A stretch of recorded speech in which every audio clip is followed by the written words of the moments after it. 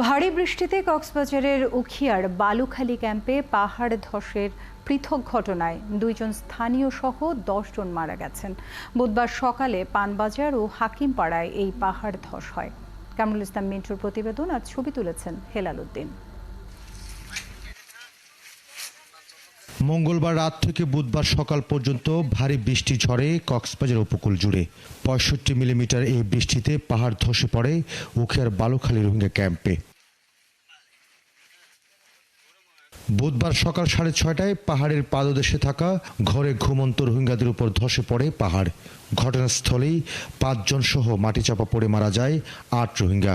এছাড়াও এই এলাকায় মাটি চাপায় মারা যান শ্বশুর বাড়িতে বেড়াতে আসা আমির হোসেন ও 14 নম্বর ক্যাম্পের স্কুল ছাত্র আব্দুল করিম, যারা স্থানীয় বাসিন্দা।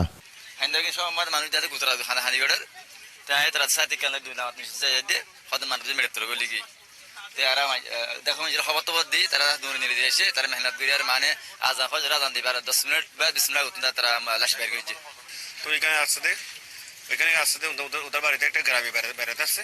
তো বেড়াতে আসছে রাত্রে জ্বরের মধ্যে হাইন দিলাম না, তারা স্বামী স্ত্রী 2 জন মারা গেছে। তো মানুষজন ও যাইয়ার বিভিন্ন মানুষ বাঁচিয়ে গেছে।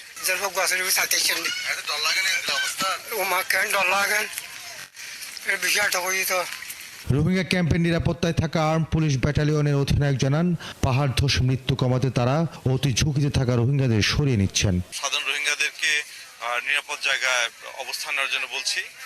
পাশাপাশি এখানে RRC এর সঙ্গে আমাদের যোগাযোগ আছে, ওনারা কার্যক্রম শুরু করছেন যে যারা ঝুঁকিপূর্ণ তাদেরকে অন্যত্র কার্যক্রমটা চলমান আছে।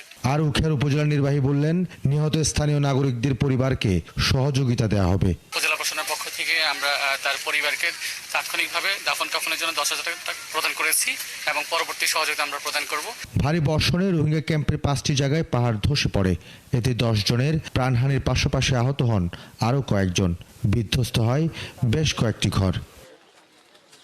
কামরুল ইসলাম মিন্টু, 71, কক্সবাজার।